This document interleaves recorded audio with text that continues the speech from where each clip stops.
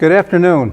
I'm Town Moderator Tim Goddard, and I'm joined by our Town Administrator Anthony Ansaldi, and we're here to provide a preview for you of the special town meeting that's coming up on Monday, October 25th, at this year at the Littleton High School gymnasium. A change from years past. It's also the first indoor meeting we've had in quite some time, and there are some rules associated with that we'll explain as we go forward. And also a different format to the presentation today, which we hope you'll find more interesting than listening to the two of us talk about all the articles.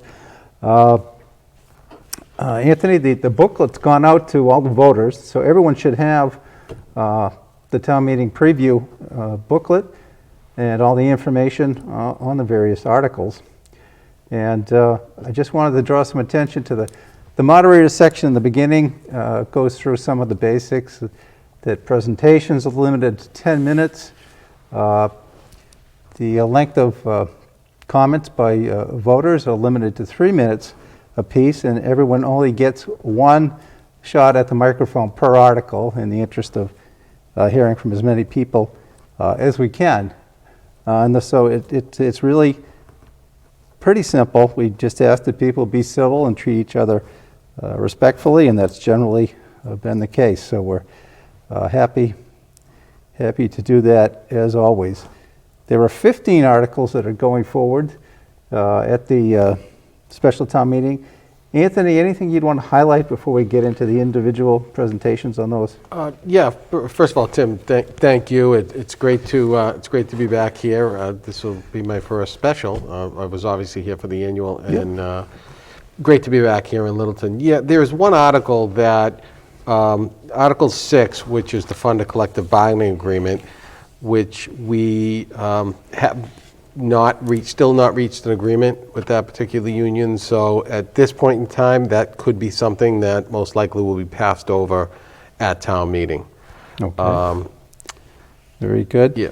And I think what we'll do, as we've done in the town meetings in the recent past, we'll call the numbers and titles of each of the articles out. There are a number that are routine, sort of ordinary business at town meeting that are required annually, and we think that those can be bundled together and passed with a single affirmative vote, leaving more time for debate on some of the bigger ticket items or articles with more interest, perhaps some of the big zoning questions, the Littleton sewer system expansion and so forth. So leaving more time to the debate of those articles, we can pass some of the more routine business up front. At least that's what we hope to do. Mm-hmm. That's right. And we've got a different format this year to this preview. Anthony, do you want to maybe give a highlight of that or two? Yeah, I think in the past, like you said, it was the town administrator and the moderators sitting here together and having a discussion about the articles. This year, in a conversation that we had, we thought, let's do it a little bit differently, and let's involve those people that play an integral part of these helping prepare for town meeting and working on these articles, and that being a lot of the department heads. So what we'll do is we're going to invite in those department heads to have them allowed to speak, to talk about the articles, to explain it, and it's a great opportunity for the residents to get to know those of us at Town Hall that work in the building, that work for the town every day. Yeah, I think it's a great idea that you came up with, Anthony. And, the town employees, I mean, it really is a team that puts together the town meeting presentation. I think that, you've been involved with it for a few years and with Keith as well. And you guys always did a great job preparing for town meeting, getting me prepared for town meeting, and putting out good information to the voters so that, by and large, we don't get tons and tons of questions or routine questions about articles. People that have taken the time to read the article description and the financial impact, generally, there are fewer questions at town meeting, I guess was my point, which is a tribute to the good information that we've been getting out to the voters. Right. The website certainly is a great avenue for getting information out there for the residents. Yeah, absolutely. Well, we can turn to the warrant. I think that the first several articles, or handful, are more routine financial articles, and I'm sure you've had a discussion with the finance department on some of those. And anything you'd want to mention before we get into that presentation? No, I just want to thank, like you said, team. It takes a lot, Tim. It takes a lot of people to put together a town meeting, and including for yourself and the staff here at Town Hall is just second to none.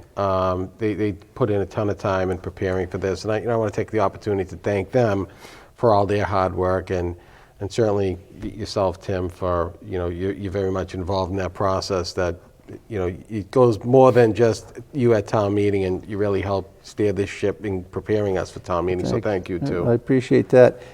I'm trying to remember if we talked about masks already. I mean, No, talking so much about it Yeah. in recent days, I didn't think that to mention it. But do you want to highlight Sure. what the guidance from the Board of Health is for this town meeting? Sure. As I think all the residents know, that the mask mandate is still active for the town of Littleton. So therefore, there is a requirement that everybody that goes to town meeting will need to have a mask on for the whole time of town meeting, and even when we speak at a microphone, or a resident, or even the select board member, FinCom, or yourself. Right, We will all be absolutely. masked up the All of whole us. time. So certainly we'll have some available in case somebody did forget, and we'll also have some hand sanitizer and so forth. So it's just something that the residents need to be aware of before coming to town Very meeting. good. Yeah. No, I didn't want to forget that. That's pretty important. Yeah. Okay. I guess now we can maybe turn to. Sure. So we're going to get right into the articles, and we're going to start with our finance team. So Tim, thanks for your time, and we'll talk after we go through all the Very interviews. good. Very good. Thank Thank you. you, Anthony.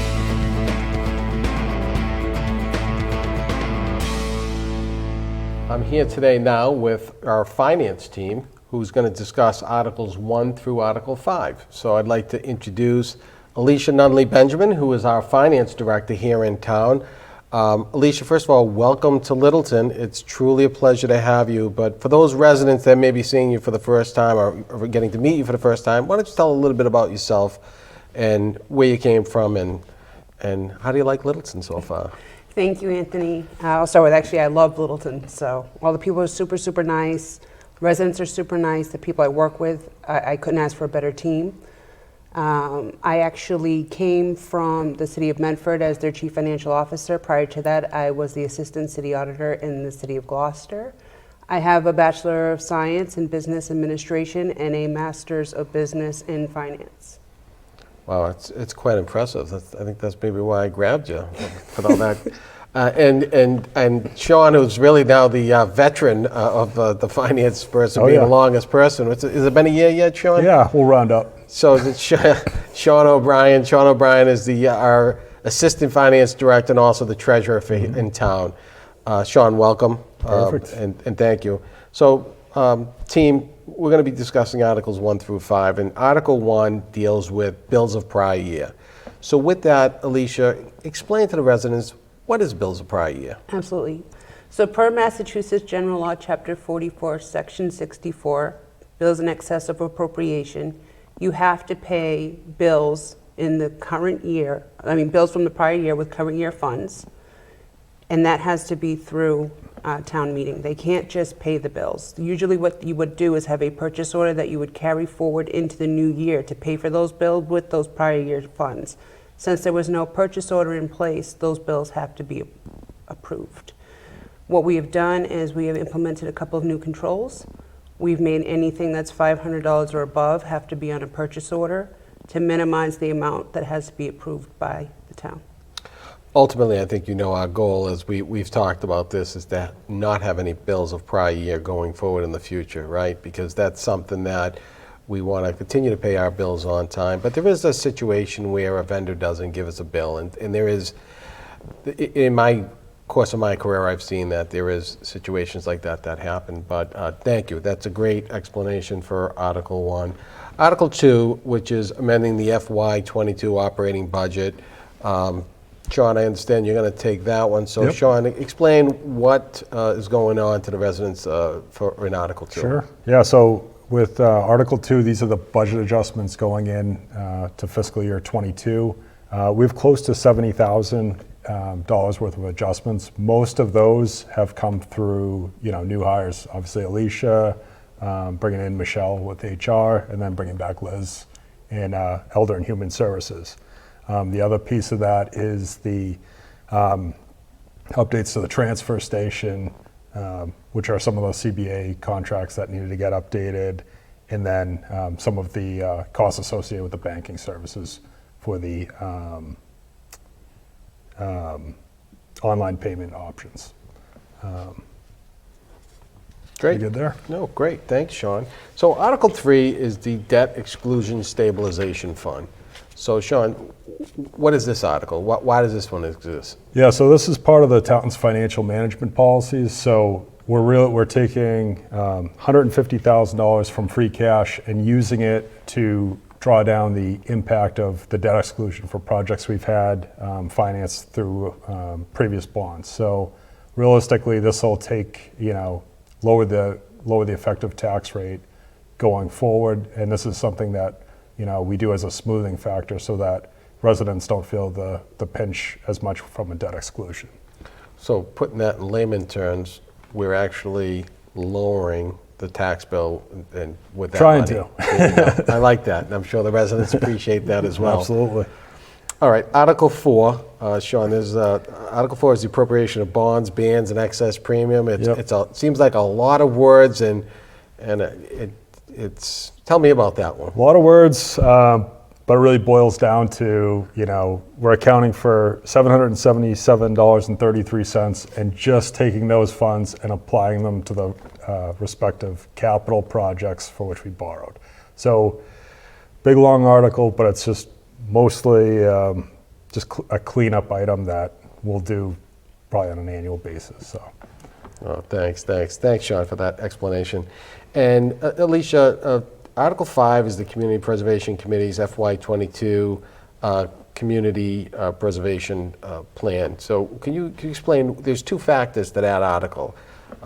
Explain that for the residents. Absolutely. So the first one is we actually got a 32% match, which is much higher than in previous years. So they underestimated the match during the budget. So what they need to do is amend, and what they did was they voted how they wanted to amend the different buckets. So they put $18,778 in open space, $8,450.10 in historic resources. They put another $9,389 in housing reserves, $9,389 in recreation reserves, and $938.90 in administration. And that would make them whole for the match that they're going to get. So that's actually a great match for the Commonwealth. What'd you say, 30? Yeah, 32%. 32%. That's way up from last year, right? Way up, yes. Yeah. So that's great. We appreciate the Commonwealth doing that. Yes. And the second part is they wanted to put $13,500 to the Cloverdale and Town Forest Boardwalk project, and they did that from the recreation reserves. And how much is that project? $13,500. $13,500. Great. Anything else? Any other you want to share with the residents at this point? It's been an absolute pleasure working here. Doors always open. If you have any questions, we're happy to answer them. Email, phone call, walk-in. Feel open to ask those questions.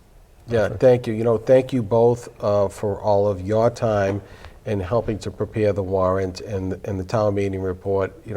Obviously, as Sean, as you mentioned, a lot of work has to go into getting to the point of creating the warrant and then creating the report for the residents. So thank you both. Our work's not done. We have some work to do before town meeting, and I look forward to seeing you both at town meeting, and thank you for everything you do for the town. Perfect. Thank you, Thanks. Anthony. Thank you.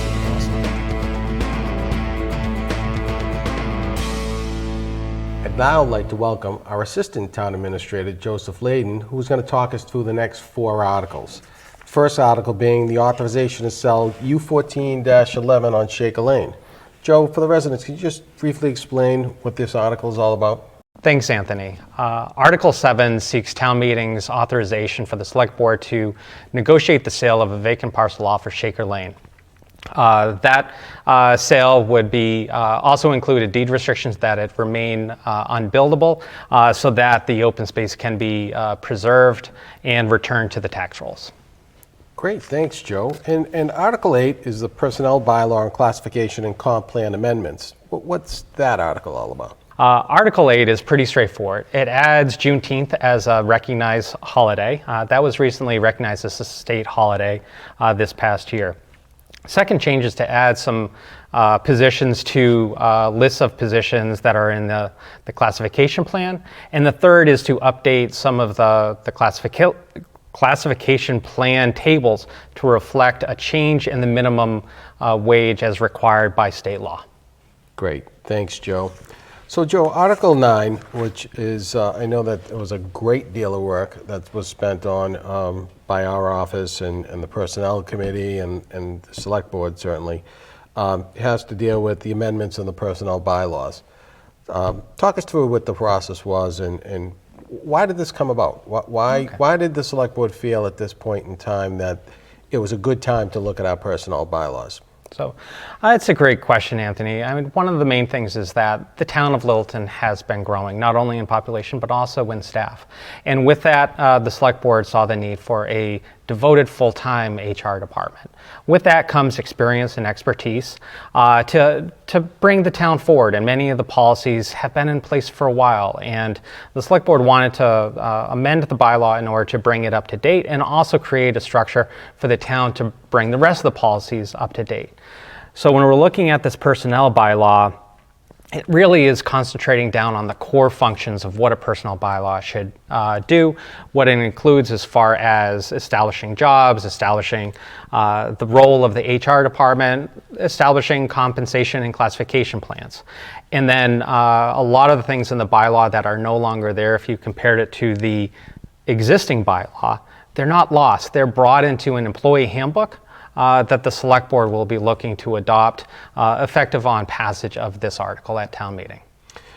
Yeah, and you mentioned the HR director. I think that we were very fortunate in having Michelle Vibert join our team as our HR director. Michelle comes to the town of Littleton from the town of Winchester, where she was the human resources director there. Her prior experience was working for the town of Lexington as an assistant role there. So Michelle comes to the town with a great amount of experience in human resources. Joe, another thing that I really wanted to thank the Personnel Committee for their work, their tireless work in working with us on amending this bylaw. And really what this bylaw is doing is really, as you said, is taking some of that functions, some of that language out of the personnel bylaw and putting it into the employee handbook. So certainly the Personnel Committee has been fantastic and a great partner in making this ready for town meeting where it wasn't in the annual town meeting. We pulled it. I couldn't agree more, Anthony. The Personnel Board over the last number of months, and especially over the summer, actually met quite a bit to not only work on the bylaw, but then also to start to work on the employee handbook. They take the work of employees very seriously and want to make sure that the end product, as far as a bylaw as well as the handbook, is something that can really be of use to employees. Great. Thanks, Joe. The next article that I'd like to talk about is Article 10, and that's the transfer of land to the Conservation Commission. So can you explain to the residents what that's about? Okay, thanks, Anthony. So Article 10 is taking existing town land that is under the jurisdiction of the Select Board and just transferring it over to the Conservation Commission. It's pretty straightforward. It's a way of making sure that the conservation in developing trails, walking paths, utilizing the land has that land under its care and control, so it can make sure that it continues to provide open space resources for the community. Joe, thank you. Thank you for your time today, and we'll see you back with me when we talk about Article 13. Okay, thank you, Anthony. Thanks, Joe.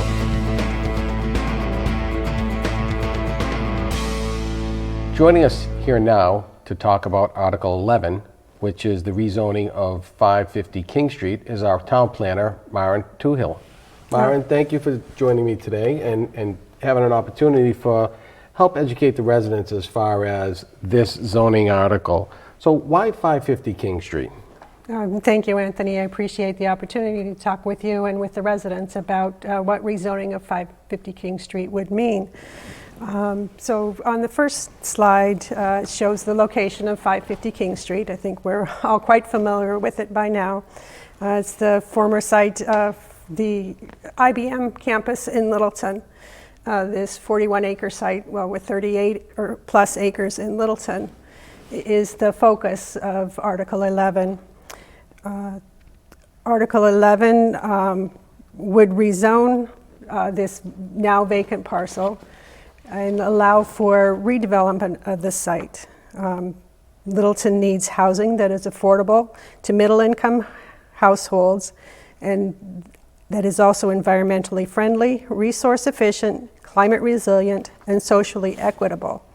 Littleton also needs economic development opportunities on a medium scale.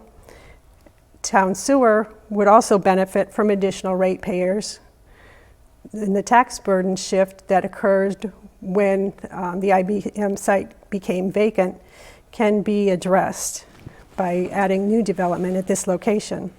The other issue is we don't want large-scale industrial warehousing or distribution centers at this site, and those are allowed under current zoning. By rezoning 550 King Street, we would help to keep tractor trailers away from our common. Yeah, Myron, you said one thing that piqued my interest as far as the sewer and some of the benefits, and I would assume one of those benefits really is an opportunity for a MassWorks grant for that project. I think a development like this checks a lot of boxes as far as what makes a competitive MassWorks grant application, as far as housing, job growth, economic development, as you said. So thoughts on that? Yes, I completely agree with that. We hear from the state that multifamily housing is one important component to qualify and to score well for MassWorks grants. And what is this new bylaw based on? This new bylaw is based on the foundational work that the town has done starting in 2008 with the expedited permitting adopted for this area of town. The Littleton Common zoning bylaw that it was adopted in June of this last year, the so-called form-based code. It also builds on the housing production plan, the master plan, and the Littleton revitalization roadmap that provided guidelines for how to support redevelopment of Littleton Common. So it's based on a lot of work that the town has done. Over a number of years. Exactly. With these plans that we've obviously spent a lot of time and commitment by the residents as far as making those a reality. So that's great points that you bring up. And what else does the bylaw do? So big picture, the bylaw would place 550 King Street parcel, which is currently a mix of Industrial A, Industrial B, Littleton Common Form-Based Code, and Business B zoning district, into one new zoning district that we're calling King Street Common. It sets in place a special permit process with the planning board as the special permit granting authority, and requires for any development a comprehensive special permit application. A property owner would not be allowed to segment the site in order to circumvent any of the permitting requirements. This zoning bylaw specifies the uses allowed in the district. Foremost, no large-scale warehousing or distribution, but it adds mixed-use, multifamily residential, commercial, apartments, condos, senior living options, office, R&D, restaurant, and medical services, and keeps the idea of no drive-throughs except for banks. And what else is in the bylaw? Thank you. All special permit applications would be reviewed concurrently, and that process allows the town to look at overall impacts of development proposals and allow a deep discussion of mitigation measures that should be required. It identifies detailed performance standards that new development or redevelopment of this site must meet, and includes very detailed criteria for setbacks, frontage, lot coverage, density, height, parking requirements, all the things that you would usually anticipate to be in a bylaw. Most of the bylaw sections draw from other bylaws already in place in town. For example, our form-based code in Littleton Common, the area at the front of the site, excuse me, closest to King Street, would follow form-based code, except for a few exceptions. And then design requirements across the site are the same as those outlined in the Littleton Station area design guidelines that were adopted. All right, so Myron, that was fantastic. How would a development of 550 King Street impact the residents' taxes and the impact on the town sewer project? Thank you. I believe that details on that will be provided by the finance department and by the sewer department. But big picture, new multifamily residential in that district will shift the cost of most of town sewer from Littleton residents, who would pay for it otherwise by town hall and town offices, fire department, and schools that currently hook into the town sewer, shifts that cost to new ratepayers that would live and work in the new district. Right, and certainly Nick will get more detailed when he comes before us and talks about Article 12, so we'll get more on that. Certainly impact on the taxes, I think, is an important conversation to have, right? Because what we have now is we have a property that 550 King Street that's assessed at $60 million. Now, that was when it's existing use. Now, where we certainly have a vacant building, which now is going to decrease the value of the assessment. So that assessment that we're estimating right now is $38 million.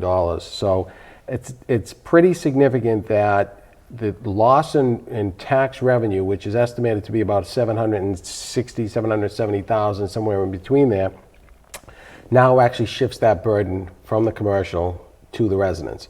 So the impact to the residents of this not being developed is about $130 per year, and that's before taxes that are usually increased by 2.5% anyways. So great point that you brought up and you mentioned as far as the tax impact, because that's an important piece that it's a story that the residents need to realize, is that this does impact their taxes. And certainly the longer a project like that continues to go undeveloped, obviously a developer could have the option of knocking those buildings down, which would decrease that assessed value even more, which means we need to shift more onto the residents. So really the importance of having an opportunity to have a partner that we have with the Napoli companies who purchased this parcel, really allows us to minimize the impact to the tax base and move this project right along in this bylaw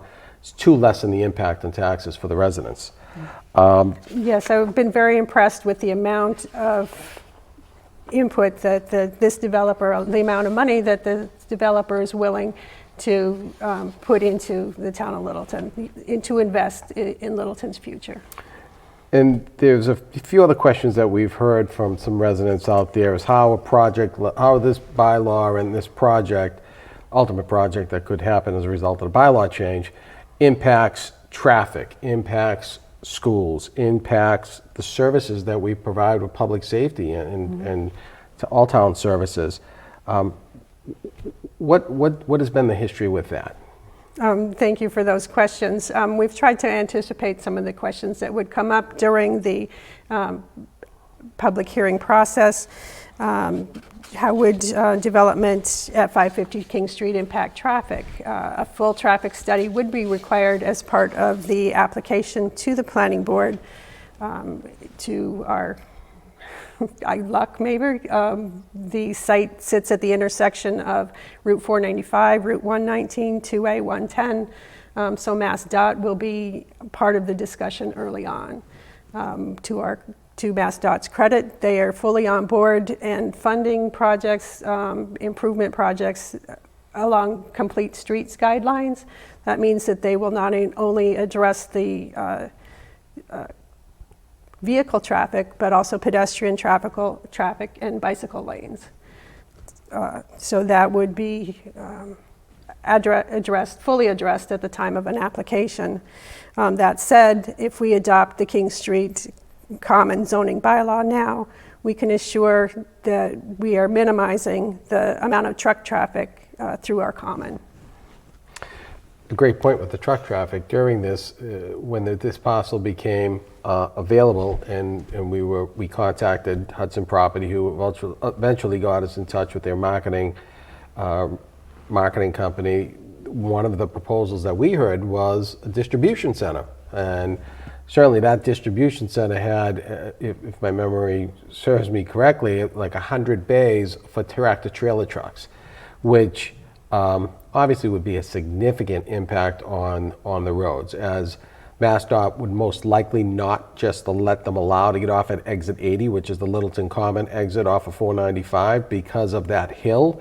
So they would either be exiting the exit before in Westford or the exit after Littleton Common down on Air Road, and you'd have a large number of tractor-trailer trucks that could potentially going down our roads. So certainly that's one of the things that I think that we looked at earlier, and we heard that loud and clear that there was enough trucks that were already on those roads. Yeah, I would certainly support that statement. I did get phone calls probably from 5 different people looking at purchasing the site, 4 of which asked about warehousing. Great. So Aaron, you have a couple of slides that could show what a development could look like. Would you like to just talk us through those? Certainly. Yeah, we have some sketches from Lupoli Development about what how they'd like to utilize the site. The one on the slide in front of us divides the site into different concept areas. And then the following slide shows their concept development plan for an area close to King Street. So what in the previous slide, what I thought was a really nice touch is preserving the Tuttle House and that open, beautiful open space and those trees and the orchard that was there and has been there for a long time. And the last slide that you showed, that would be the would that be the form-based code on on King Street? Yes, that would be following form-based code near the portion of the site near King Street. So, Myron, thank you. This has been very informative, and hopefully the residents will feel the same. Where can they go for further information regarding the proposed bylaw and any potential other projects that are before the planning board? My office is always the place to call for that. Show the slide with my email address and my phone number. I'm always happy to take calls, take emails. And what I'll also do is post the full set of these slides on the planning board website to help answer some of the questions. Yeah, thank you. And you do a great job at posting information to the website and allowing the residents to follow along with the planning board process. So thank you, and thank the planning board for all the work that they've put into this. And I'll see you at town meeting. All right, thank you.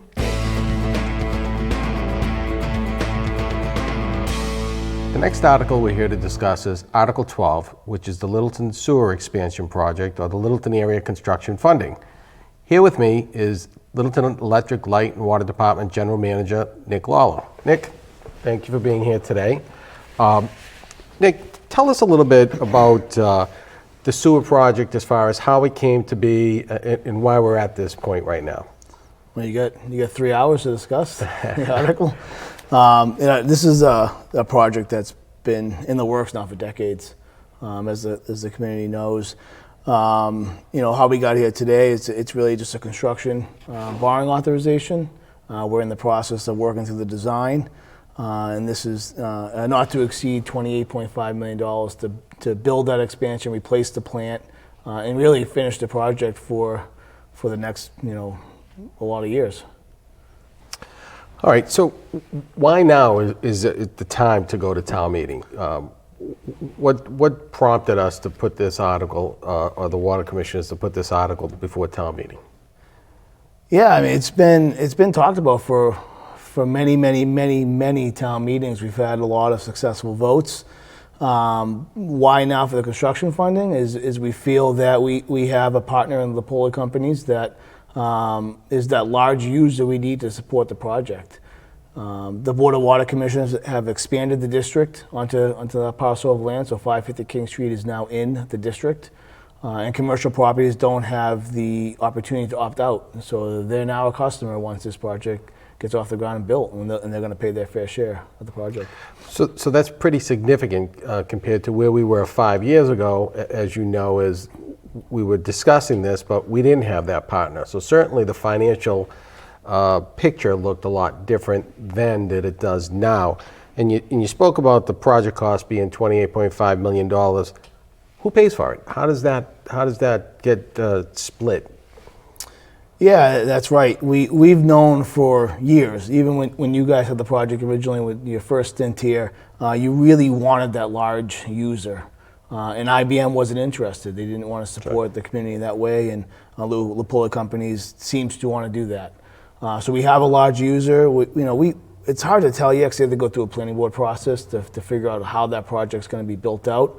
We've taken a very conservative look at the percentages, and I think you'll see it in a lot of our publications. On our website, we're calling it the 60-20-20 split, which is 60% of that sewer capacity or estimated initial flow, because again, this will be able to be expanded. So this isn't the last time that we have to do this. If there's further growth 20, 30, 40 years from now, those options will be there. So this is an expandable system that we're building for right. future growth. And Okay. And that's one thing the commissioners have pounded into myself and our staff to build this so it's expanded and not, we don't have to just replace this every 10, 20 years. You brought up a good point with, 5 years ago when the town did try to reach out to the owners of 550 King Street, then it's Hudson Properties. That's a large real estate investment trust, a REIT, and they were headquarters out of Texas. And certainly we did make that attempt to contact them to have this type of partnership that we're faced with right now. And I think one of the good things with the Littleton companies is that this is a local developer. Yeah. He resides in Chelmsford, and it's that partnership that we were really always looking for. And yet, to your point, I think that makes great sense that this is the time, especially with that partnership. Yeah. But before we get off the cost, I just want to make sure we realize this is not to exceed. There's a lot of engineering estimates that have gone into this project.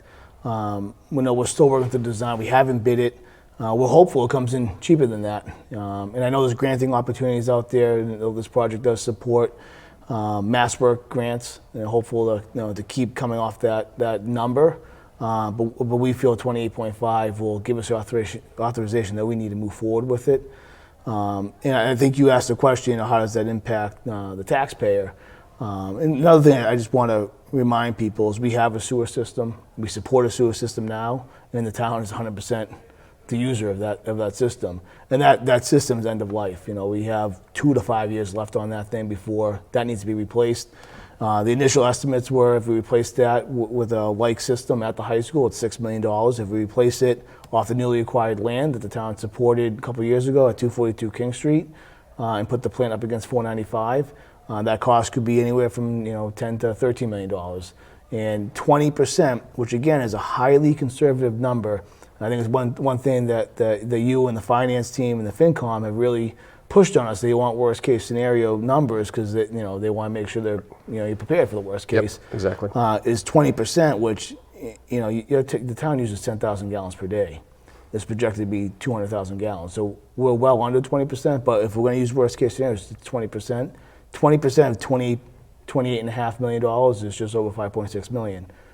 And again, to replace that plant at the high school by itself is probably over $6 million. So that's an interesting point that I think the residents I think would find very helpful. That either way, we had work to do with our sewer system. We either had to replace it, or refurbish it, or like you said, move it to the newly acquired 242 King Street. But that was going to cost anywhere between $6 and $13 million, which we would have been 100% responsible for. Yep. Correct. And this new project where, well, now with Lipoli and 550 King Street being a partner in this, the cost is actually decreased to the taxpayers. That's what we think. And Yeah. that's assuming no grants. And obviously, Right. there's mass work grants. I mean, it really, that 550 King Street really hits all the boxes for mass works. There's lots of federal funding opportunities right now. And we've never carried those in our numbers. We know grants are hard to get, but with this funding in place, with this borrow authorization in place, it really allows us to leverage Right. that opportunity. Yeah, and if I can add to that, I think that, as we discussed in Article 11, that this project with that partnership would make us a much more attractive MassWorks grant application, because they look at different components of a MassWorks grant. They look at jobs, they look at housing, they look at commercial growth, and we really check all the boxes, which I think that we both feel hopefully gets us entitled to a greater opportunity to get a larger MassWorks number, a grant than we did before when we didn't have any partnership and we got the 1.5 originally. Any thoughts on that? I think it's a good point, and I think the other thing that we're not stating is the fact that the MassWorks team and the state want to see projects that are ready, and they want to see projects that are going to be built. And a borrowing authorization goes a long way showing that the town is committed to this project. So, everything you said, and the fact that, if this article passes, really puts us in a great position to leverage those opportunities. And it really is going to make that Littleton Common Revitalization Project really kickstart that and really make that a reality. Yep. Something that the town has talked about for a number of years. Nick, where can the residents go to get further information about the project? Sure, we've right on our website, lelwd.com. There's a sewer tab there. I encourage all residents to go to that. We have from the beginning of the project to the end, since we've had it over the last 2 or 3 years, all our information's up there, all the reports that we've done, the studies, the engineering, our financials for the project are up there. There should be a mailer that just should be hitting mailboxes today, yesterday, tomorrow, that dedicated to this article and this ask. There'll be a public forum on the 21st, next Thursday. We encourage everyone to participate in that. And all the great work LCTV does. We did a separate Watts and Drops episodes that has even more information on this topic.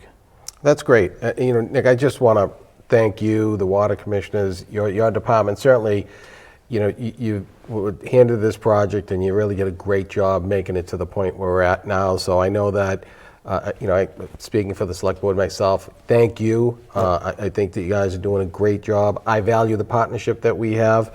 Certainly, it's been a pleasure to be back in town and to continue working with you. So look forward to making this whole project a reality and making great things for Littleton in the future.